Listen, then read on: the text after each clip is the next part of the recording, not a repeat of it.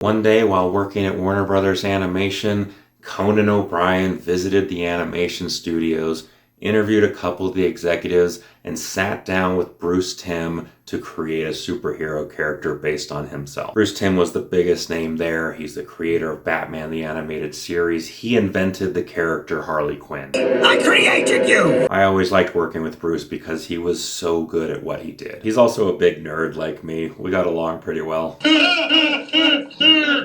So Conan O'Brien sat down with Bruce and gave him directions. Fishnets and garters and socks? Yes. Bruce would draw everything that Conan was saying, and they came up with the Flaming Sea. Since then, the Flaming Sea has become pretty well known. But at the time, it was just going to be one episode of the Conan O'Brien show. But then someone had an idea that they thought Conan might like that would help us promote our brand new show that we were working on, Young Justice. We're gonna make a gag reel and put the Flaming Sea in Young Justice. I think there were only 4 people involved in putting the Flaming Sea in Young Justice, and I was lucky enough to be one of them. David Wilcox handled the production side.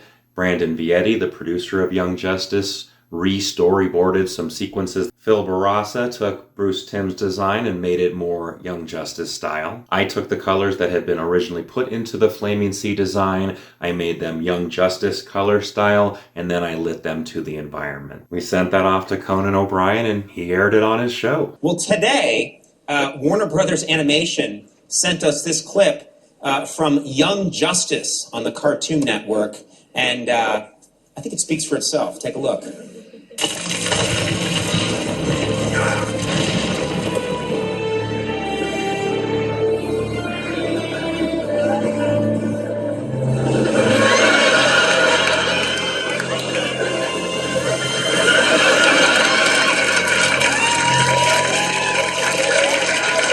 It was really fun and exciting for us. Now, Young Justice was a very ambitious project and we were always behind schedule. It was just a lot of work. So when the executives at Warner Animation said, well, let's put him in another episode of Young Justice, David Wilcox just kind of shook his head and said, okay, all right, the Flaming Sea is going into another episode. Don't spend a lot of time on this. But of course I was like, this is going to be on the Conan O'Brien show.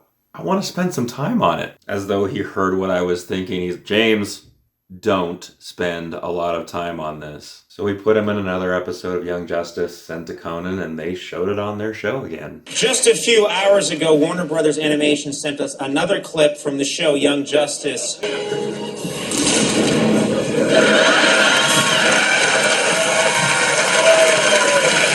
Young Justice was brand new at the time. It was just finding its audience, and this was really big promotion for the show. I remember that the third appearance was in a clip from our 4th episode of the first season, Welcome to Happy Harbor. The Young Justice team was fighting Mr. Twister, who they thought was Red Volcano in disguise, and we put the Flaming Sea in there, and when they defeated Mr. Twister, the casing opening and Andy Richter was inside the suit. And the 4th appearance was originally a fight between Professor Fate and Clarion on top of the tower. Unfortunately, I wasn't able to find the last 2 clips. But I found the color models that I did.